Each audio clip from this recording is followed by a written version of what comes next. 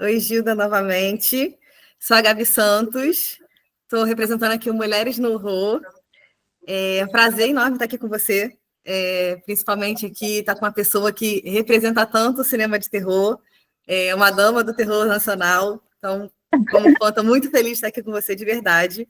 Eu queria começar perguntando para você como foi a construção da Dora. Eu vejo a Dora muito como um Jack Torrance ali do Iluminado, só que com muito mais carisma. Como foi o processo de dar a vida à Dora? Oh, que bom que o Rodrigo voltou. Oi, Rodrigo, tudo bem? Prazer. Olá, desculpa. Imagina. Foi a bateria do meu celular todo e 5 horas de... Foi tudo embora. E é bom falar para um canal feminino e de mulheres. Eu ainda não falei isso aqui, que esse filme, apesar de ser do Rodrigo, é um filme muito feminino. Muito. É um filme que fala de questões muito femininas. E você tinha me perguntado como eu construí a Dora. Eu acho que tem uma coisa desse lugar da solidão feminina, sabe? Desse lugar de buscar afeto e não saber como, e deixar a gente de uma maneira... Então, eu construí a Dora a partir da vulnerabilidade. E tudo que vem a partir dessa vulnerabilidade... Então, você falou da comida, né? E eu acho que é um ponto muito, muito central mesmo, porque o que eu ofereço para aquelas mulheres que eu gostaria de ter uma afinidade, um afeto, é o quê? É o alimento, né? É compartilhar. Então, acho que quando eu chego com aquela sopinha que você achou um momento divertido, e eu também acho um momento assim muito incrível, porque é isso, o que ela quer alimentar esse afeto, mas não sabe, não tem condições, e esse lugar tão duro de você não saber, como criar vínculos, e a partir disso, desse lugar de tanto desamparo. Eu acho que a Dora é uma pessoa desamparada, que também tem a ver com o trabalho que ela ocupa, que é uma pessoa que serve agora, durante essa temporada, durante o filme O Prédio Vazio. O prédio está vazio, mas ela serve a um prédio inteiro, né? A tantas pessoas que não sabem o nome dela, que não a enxergam, essa invisibilidade que é da função, mas também é da mulher, e também é desse lugar do utilitarismo, né? Então, todo mundo precisa de alguma coisa. Eu preciso que você venha aqui pregar um não sei o quê, eu preciso que você conserte não sei o quê, mas o que vocês estão me oferecendo, né? Então, eu acho que a Dora nasce a partir dessa necessidade não suprida de afeto. É esse vazio, que é uma metáfora também desse prédio que é ocupado de forma quase indecente, porque ele é ocupado uma vez por ano, duas, enquanto fica ali em um lugar de tanto privilégio, que é à frente do mar, enquanto pessoas estão vivendo lá no Mangues, lá no... Então, tem tantas coisas aí dessa solidão, sabe? E acho que foi por aí, foi pelo desamparo que eu abordei. A temporada acabou ontem, todo mundo foi embora. Eu sou praticamente a única alma viva. Eu percebo que você tem uma entrega como se você deixasse um pedaço seu em cada personagem que você atua. Existe um trabalho depois para se recompor, para voltar a ser a Gilda após esses personagens tão viscerais? Sim, eu fico quase que de cama depois. eu me esvazio de uma, parece, e também me despedir daquele grupo, daquele, porque depois vira um filme, mas ali também existe uma parte do filme que é uma vivência que não está, que está indiretamente no filme, mas, por exemplo, esse filme, que é um filme escola, é muito emocionante você ver talentos nascendo, né? Pessoas se formando, e esse lugar de... a gente aprendeu muito com o Rodrigo. Eu não fiz a oficina, eu cheguei já para filmar, poucos dias antes, mas eu posso dizer que eu também fiz uma oficina, porque eu aprendi muitas coisas. Você não tem ideia de como eu dou uma facada hoje em dia. E sim, eu nunca mais vou ser a mesma, porque essas pessoas são minhas amigas, esse filme fez parte. Hoje, por exemplo, quando o Rodrigo falou agora da Mayra, me dá uma satisfação, porque o Rodrigo é esse homem que valoriza muito o feminino, a mulher dele, porque eles têm essa cumplicidade, né? Então, a Mayra, ela é distribuidora, mas ela também fez o filme, ela estava ali todo dia junto, e os filhos deles, e esse afeto todo.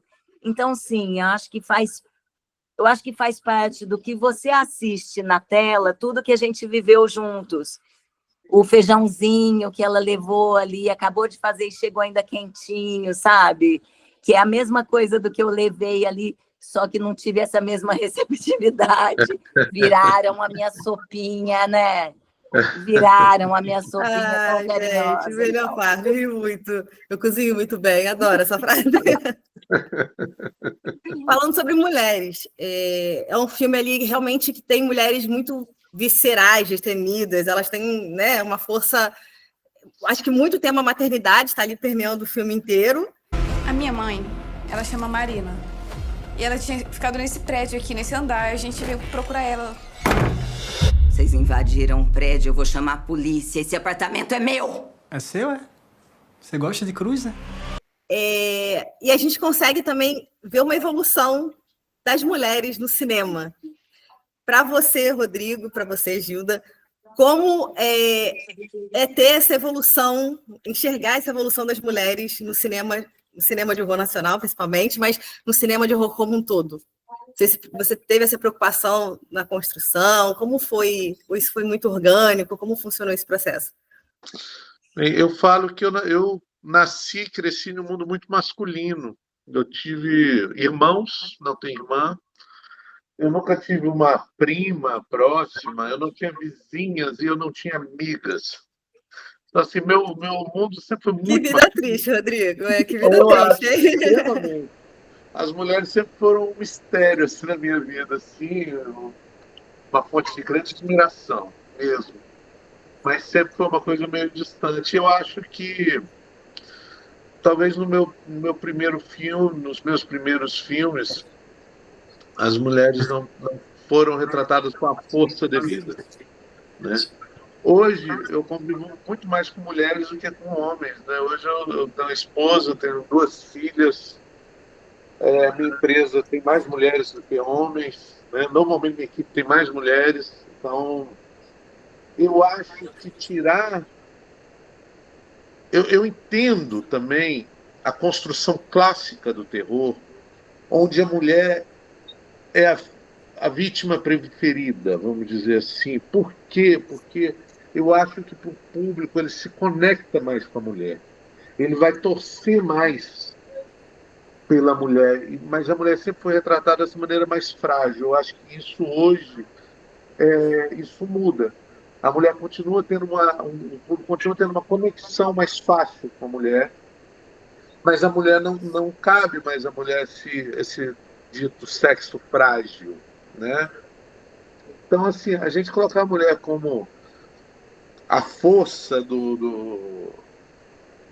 da parte heróica, e ao mesmo tempo eu conheço a Gilda, eu falo, eu quero que ela seja a vilã do filme, eu quero muito. Comecei a escrever a Dora para ela, então vai ser uma mulher contra uma mulher E aí eu chego ao ponto de brincar também e colocar assim, um personagem masculino sendo a mulher clássica. Eu falei muito isso com o Caio. Caio, eu quero que você seja aquele personagem que normalmente as mulheres faziam. Então você vai ser o sensível, você vai ser o que grita, você vai ser o que tem medo, você vai ser também até o sensato, porque eu acho que a Dora tem até a burrice também, que normalmente ficava para o homem, né? De ficar cego com o objetivo dela e ir, seja lá o que for. E normalmente era a mulher que falava, ô, gente, não vamos não, ou coisa. Então, nesse papel eu caio. E essa foi uma parte divertida também, de ver esses papéis invertidos, assim, de. E eu acho que é isso. Eu sei que não é meu lugar de fala, mas eu tentei fazer tudo com o máximo de respeito possível, com o máximo de admiração possível. Eu falei com a Dora com a Gilda, que eu vejo a Você Dora projetou. o Jack Torrance, só que com muito mais carisma. Essa conexão dela com o Edifício Madalena, né? Como vai construindo essa loucura na personagem. Não, quando você construiu a obra, né? Concebeu a obra, você foi a partir do prédio, foi a partir do Edifício Madalena, ou você teve algum outro tema central que te ajudou na construção do prédio vazio? Foram vários elementos que foram se juntando. Eu Uhum. tive a inspiração dos prédios da Praia do Morro mesmo, que eu morei lá um tempo, e também teve uma semente que eu queria muito testar, fazer um filme muito barato, e eu comecei a escrever um filme que seria para minha esposa e para minha filha. Então, assim, de início, já era um filme para mulheres. Só que ele não era um prédio, ele ia ser filmado na casa dos meus pais, e aconteceu de eu perder minha mãe. E aí eu passei a não querer filmar na casa onde eu perdi minha mãe, e aí bateu mais essa coisa de ser sobre a maternidade. A minha esposa também passou por uma gravidez muito difícil, mas difícil de uma maneira assim absurda, que eu sei que nenhum homem passaria por aquilo. E aí bateu mais na questão da maternidade também. Então, assim, foram vários elementos da vida que vão me jogando para ser um filme sincero. E aí eu acabo ganhando, de certa forma, um lugar de fala, assim, porque eu não sou mulher, mas eu passei por tudo.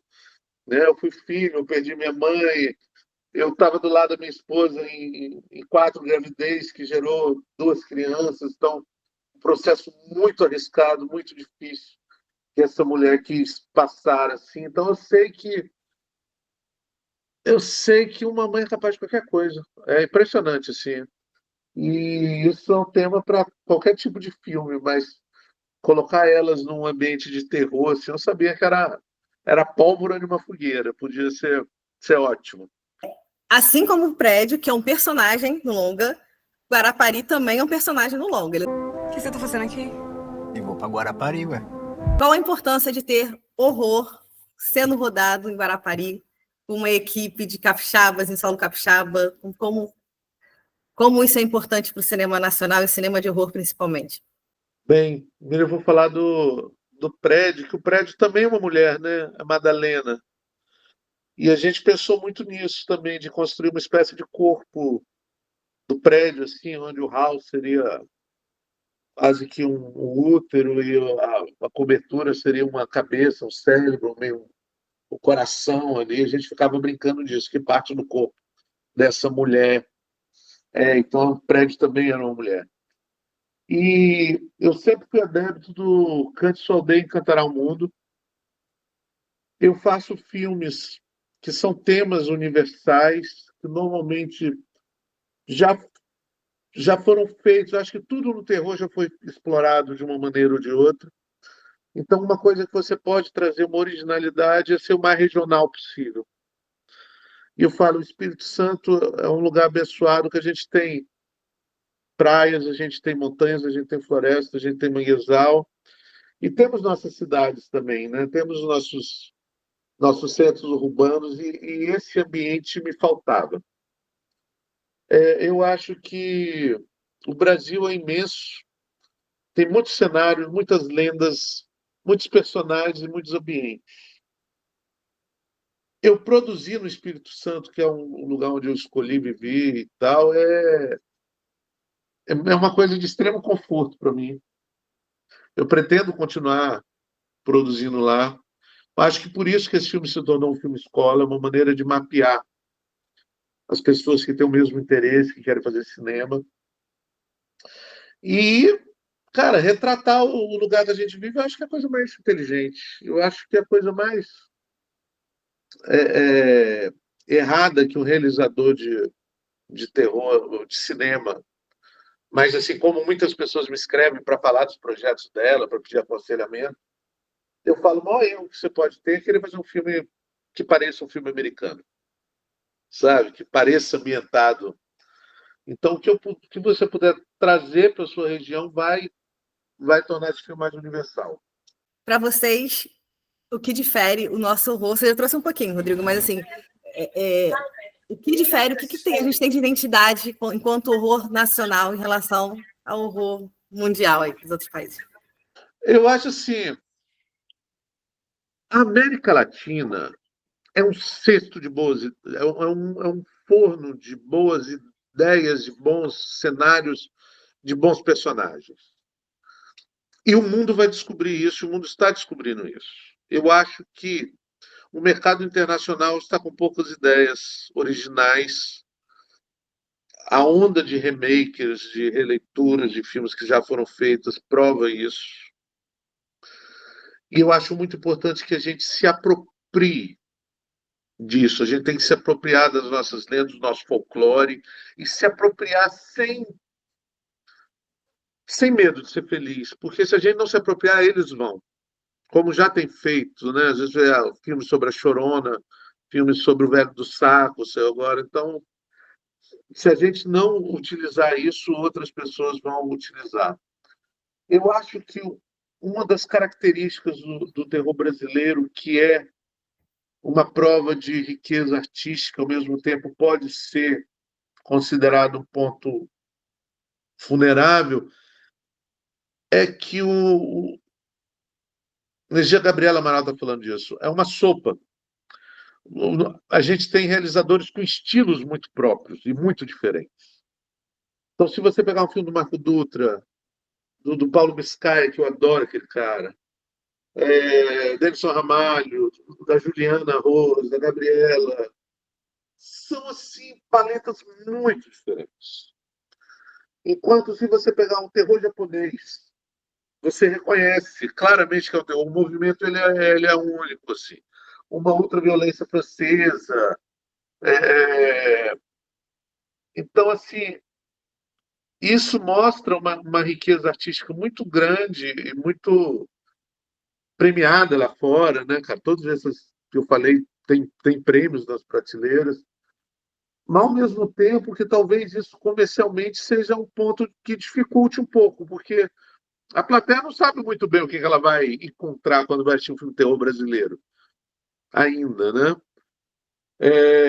E eu acho que isso é um diferencial. Eu não sei se outro país tem essa diversidade tão grande de estilos e de narrativa. É isso. Eu percebo que nós temos uma audiência, e eu já vi algumas entrevistas onde a Ajuda fala que o público do terror tem muito carinho com ela. Então, assim, a gente tem uma audiência cativa de terror aqui no Brasil, e que consome, inclusive, muito. Tem, né, quando a gente fala de filmes hollywoodianos de terror, temos bilheterias aqui homéricas. Vocês acham que o público brasileiro já está descobrindo o terror nacional e diversos subgêneros, e, né, com diversos DNAs diferentes, ou isso ainda é um obstáculo para realizadores de horror no Brasil? Eu acho que existe um obstáculo, e é um imenso obstáculo. Eu acho que existe uma grande muralha de pedra, e eu sou muito sincero em falar isso, e eu posso falar isso porque eu já tive uma casa de terror em um shopping de frente para o cinema. Então eu via muito esse público, esse jovem que trabalha, que sai do cinema para assistir a Annabelle, para assistir a Freira, e normalmente havia um espanto muito grande quando entravam na minha casa de terror lá e falava: de que país é isso? E eles não sabiam. E eu já ouvi isso de muitas pessoas. nossa, é brasileiro, eu não sabia que alguém fazia isso no Brasil. Então, existe muita, muita gente que não sabe mesmo que se faz terror no Brasil. Não sei que as pessoas não acreditam nisso, mas é verdade. Então, Uma pena. assim, expandir a bolha ou derrubar essa muralha, eu acho que cada filme é uma picaretazinha que a gente está derrubando um tijolinho desse aí. Eu acho que vai ser um processo longo. E aos poucos a gente vai, porque está se produzindo cada vez mais filmes com melhor qualidade. E com essa quantidade maior, eu acho que aos poucos mais pessoas vão descobrindo. Eu acho que o Prédio Vazio, eu espero que seja uma picareta que derrube algumas pedras, que amplie um pouquinho a bolha. Eu sei que ele não vai derrubar essa muralha. Não vai. E eu não acredito que um filme vai derrubar essa muralha, mas cada filme vai tirar umas pedras dali. Se vocês fossem fazer um anúncio de um apartamento do Edifício Madalena, o que não poderia faltar nesse anúncio? Eu vou deixar a Gilda falar isso. De frente para o mar, a vista é linda, mas o interior você não pode deixar de visitar. Muito bom, muito bom. Prédio Vazio estreia 12 de junho nos cinemas. O que o público pode aguardar da obra de vocês? Pode ir, Gilda. Fala. Não, eu vou falar 3 coisas. Emoção, eu acho que o público vai se emocionar, vai se divertir e vai sair em êxtase. Eu acho que o Prédio Vazio, e pelo menos eu tento fazer isso com muita força, assim, que as pessoas tenham uma experiência completa de um filme de terror. Com um diferencial que elas só vão ver no filme brasileiro, que é uma identificação. Então é isso, você vai ter uma experiência como um bom filme de terror de qualquer parte do mundo, mas com a nossa cara, com a nossa paisagem, com a nossa sopinha de taioba, com as nossas características todas. Perfeito, eu me diverti muito. E é mais incrível ainda ver um filme feito por 2 pessoas que respeitam tanto o gênero para quem é fã, tá? Então, espero que todos se divirtam assim como eu. Muito obrigada, viu, pessoal? Adorei Muito o papo. obrigada, Gabi. Foi um prazer enorme falar com você. Prazer todo meu. Gabi. Cadê os moradores desse prédio? A temporada acabou ontem, todo mundo foi embora. Eu sou praticamente a única alma viva. Isso aqui é um cemitério. Agora vocês entenderam onde vocês estão.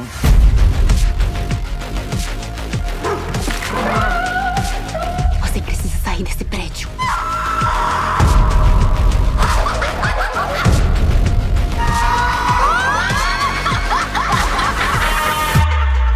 Por que ela tá fazendo isso com a gente? Eu vou até o inferno com você. Seu nojento, seu filho da puta! Tem alguma coisa de lindo aqui.